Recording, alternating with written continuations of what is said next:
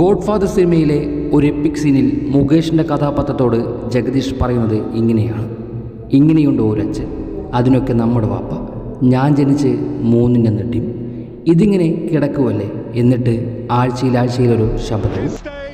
സാക്ഷാൽ ക്രിസ്ത്യാനോയെക്കുറിച്ച് കളിയാക്കിയും ട്രോളാക്കിയും ഹേറ്റേഴ്സ് ഇത്തരത്തിൽ പറഞ്ഞു തുടങ്ങിയിട്ട് നാളേറെ ആയിരിക്കുന്നു. അയാൾ പറയുന്ന ഓരോ വാക്കും വിമർശിക്കപ്പെടാറുണ്ട്, ട്രോളാക്കപ്പെടാറുണ്ട്. എന്നിട്ടും അയാൾ ഒന്നും നിർത്തുന്നുമില്ല. അയാളുടെ അവസാന പ്രസ് മീറ്റ് പോലും അങ്ങനെ തന്നെയായിരുന്നു. ഡെൻമാർക്കുമായുള്ള ആദ്യപാദ മത്സരത്തിൽ അയാളുടെ ആരാധകൻ കൂടിയായ ഹോജ്ലണ്ട് ഗോൾ നേടി അയാൾക്ക് മുന്നിൽ സെലിബ്രേറ്റ് ചെയ്യുന്നതിനെക്കുറിച്ചായിരുന്നു ചോദ്യം. അതിനയാൾ വ്യക്തമായി മറുപടി പറയുന്നുമുണ്ട്. ആ മറുപടിയുടെ അവസാന വാചകം ഇങ്ങനെയായിരുന്നു: 2ാം പാദ മത്സരത്തിൽ ഞാൻ ഗോൾ നേടി സെലിബ്രേറ്റ് ചെയ്യുന്നത് കാണുവാൻ ഹോജ്ലണ്ടും അവിടെ ഉണ്ടാകുമെന്ന് ഞാൻ ആഗ്രഹിക്കുന്നുണ്ട്. മത്സരത്തിന് മുന്നേ ആരാധകരോട് ആഘോഷിക്കുവാൻ പറയുന്ന, തന്നെ വിമർശിച്ചവരോട് കളിക്കളത്തിൽ തന്നെ കണക്ക് പറഞ്ഞിരുന്ന ആ പഴയ റൊണോയുടെ അതേ വാക്കുകൾ. പോർച്ചുഗൽ ആരാധകരും റൊണോ ആരാധകരും ആ രാത്രിയിൽ അയാളുടെ തിരിച്ചു വരവനായി കാത്തിരുന്നു.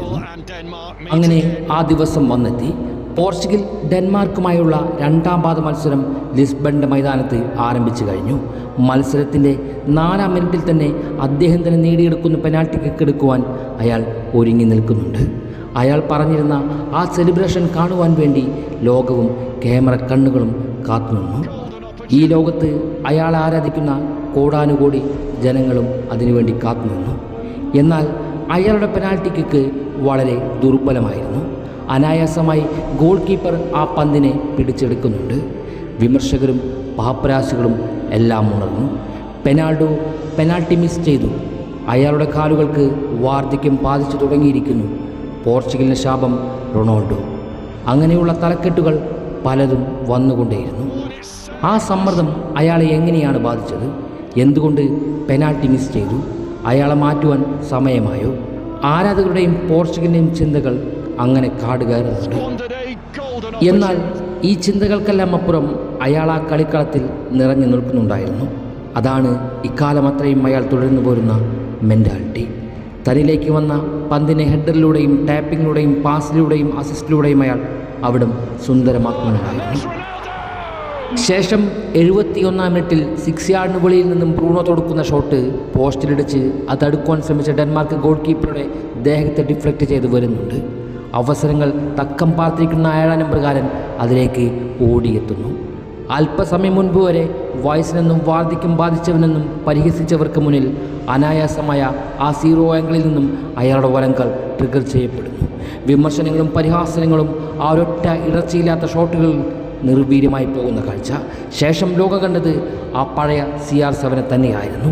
അതെ, ഞാൻ ഇവിടെ തന്നെയുണ്ട് എന്ന ധാർഷ്ട്യത്തിൽ ഒരു ആക്ഷനും ഉണ്ടായിരുന്നു. പിന്നീട് അയാളുടെ സെലിബ്രേഷൻ കാണാൻ കാത്തിരുന്നവർക്ക് മുന്നിൽ, അയാളുടെ തിരിച്ചുവരവ് കാണാൻ കാത്തിരുന്നവർക്ക് മുന്നിൽ ആ നിമിഷം അയാൾ സമ്മാനിച്ചിരിക്കുന്നു. അതെ, അയാൾ പറഞ്ഞ വാക്ക് പാലിച്ചിരിക്കുന്നു. അത് അയാൾ അങ്ങനെയാണ്, പറയുന്നതേ പ്രവർത്തിക്കാറുള്ളൂ. മത്സരം അവസാനിക്കുമ്പോൾ പോർച്ചുഗൽ 5-3 മാർച്ചിൽ വിജയിച്ച് സെമി ഫൈനലിലേക്ക് ക്വാളിഫൈ ചെയ്തിരുന്നു. പക്ഷേ ഒന്നോർത്തു നോക്കുക, പെനാൽറ്റി മിസ് ചെയ്തിരുന്നു. തലേ ദിവസത്തെ ആ വാക്കുകൾ. ഒരുപക്ഷെ ഈ ഗോൾ നേടിയില്ലായിരുന്നുവെങ്കിൽ അയാൾ നേരിടാൻ പോകുന്ന അപമാനം എത്രത്തോളമായിരിക്കും? അയാളുടെ ആരാധകർ നേരിടാൻ പോകുന്ന പരിഹാസം എത്രത്തോളമായിരിക്കും? അതെ, അയാൾ ഒരിക്കലും വെറും വാക്ക് പറയാറില്ല. അയാൾ ഒരിക്കലും അയാളുടെ ആരാധകരെ നിരാശപ്പെടുത്താറില്ല. മുൻവിധികളെ വെല്ലുവിളിക്കുന്ന ആത്മവിശ്വാസമാണ് അയാളുടെ കരുത്ത്. അതുകൊണ്ട് തന്നെയാണ് ഈ ലോകത്തിലെ കോടാനുകോടി ജനങ്ങൾ അയാളെ ആരാധിക്കുന്നത്. തോറ്റുകൊണ്ട് തന്നെയാണ് ഈ കഥയും അയാൾ തുടങ്ങി വെക്കുന്നത്. പക്ഷേ കഥയുടെ അവസാനം തോറ്റുപോയെന്ന് വിമർശിച്ചവർക്ക് മുന്നിൽ അവൻ ജയിച്ച് തലയുയർത്തി നിൽക്കുന്നുണ്ടായിരുന്നു. ഒന്നോർക്കുക, അവനും മനുഷ്യനാണ്. അവൻ നിങ്ങൾക്ക് മുന്നിൽ കാണിച്ചു വന്ന മാസ്മരികത കൊണ്ട് തന്നെയാണ് അയാളെ നിങ്ങൾ മെഷീനെന്നും ക്ലച്ചാൾഡോ എന്നും എൽബിച്ചോ എന്നും വിശേഷിപ്പിക്കുന്നത്. പക്ഷേ ഒന്നോർക്കണം, അയാളെയും ഒരിക്കൽ ജനാലകൾ ബാധിക്കും. കാലുകളിലെ വേഗത നഷ്ടപ്പെടും, തിരിച്ചുവരുകൾ ഇല്ലാതെയിരിക്കും. എന്നാലും 40ാം വയസ്സിലും ആ പഴയ റൊണോയുടെ ആർജവം ഇന്നും അയാളിൽ അവശേഷിക്കുന്നുണ്ട്. അതുകൊണ്ട് തന്നെ ഈ നിമിഷം അയാളെ ആസ്വദിച്ചു കൊണ്ടിരിക്കുക. തകർച്ചകളും ഉയർച്ചകളും ഉയർത്തെഴുന്നേൽപ്പും കൊണ്ട് അയാൾ ഇനി എത്ര നാൾ ഈ മൈതാനത്ത് തുടരുമെന്ന് ഉറപ്പില്ല. അതുകൊണ്ട് തന്നെ അയാളുടെ അത്ഭുതങ്ങൾക്ക് കാത്തിരിക്കുന്നവർ എല്ലാ സാഹചര്യങ്ങളും സ്വീകരിക്കുവാൻ തയ്യാറായി നിൽക്കുക. പക്ഷേ ഒന്ന് ഞാൻ ഉറപ്പിച്ച് പറയാം, പലതവണ തോറ്റവൻ്റെ വിജയം അതത്ര ചെറുതായിരിക്കില്ല. അതുകൊണ്ട് തന്നെ കാത്തിരിക്കുക. അവൻ കഴുകനെ പോലെ ചിറകടിച്ചുയരുന്ന ഒരു ദിവസം വരിക തന്നെ ചെയ്യും. Wait for that moments, because that's him, Cristiano Ronaldo dos Santos Aveiro.